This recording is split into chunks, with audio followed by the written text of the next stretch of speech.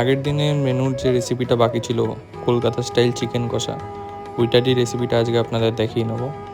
তার জন্য চিকেন নিয়ে নিয়েছিলাম কারি কাট, ম্যারিনেশনের জন্য টক দই, নুন, হলুদ, লঙ্কা গুঁড়ো, সর্ষের তেল দিয়ে ভালো করে ম্যারিনেশনের জন্য রেডি করে নেবো।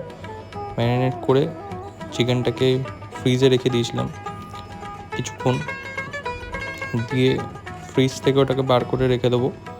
দিয়ে কড়াইতে তেল দিয়ে আলুগুলোকে ভেজে নেবো, যেহেতু কলকাতা স্টাইল চিকেন হচ্ছে।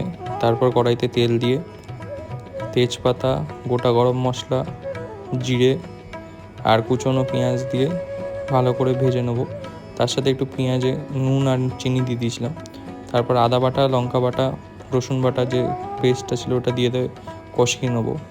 কষিয়ে নেওয়ার পর হলুদ দেবো, জিরে গুঁড়ো, ধনে গুঁড়ো, নুন স্বাদ মতন আর কাশ্মীরি মির্চ দিয়ে ভালো করে কষিয়ে নেবো ততক্ষণ না কালারটা চেঞ্জ হচ্ছে। তারপর টমেটো কুচি দিয়ে যে ম্যারিনেট করা চিকেনটা ছিল সেটা দিয়ে দেবো।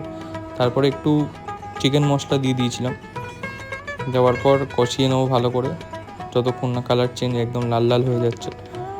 হয়ে যাওয়ার পর একটু জল দিয়ে দেবো সেদ্ধর জন্য। তারপর আলুগুলো যেগুলো ছিল সেগুলো দিয়ে দেবো, দিয়ে ফোটানোর জন্য রেখে দেবো। একদম ফুটে যখন এই কালারটা চেঞ্জ একদম লাল লাল হয়ে যাবে, তো টেস্ট করে নেবেন আপনারাও। দিয়ে গরম মশলা আর একটু কুচনো ধনেপাতা দিয়ে নামিয়ে নেবো। রেডি হয়ে গেল আজকে স্পেশাল চিকেন কষা রেসিপি কলকাতা স্টাইল। আপনারাও বাড়িতে বানিয়ে খেতে পারবেন।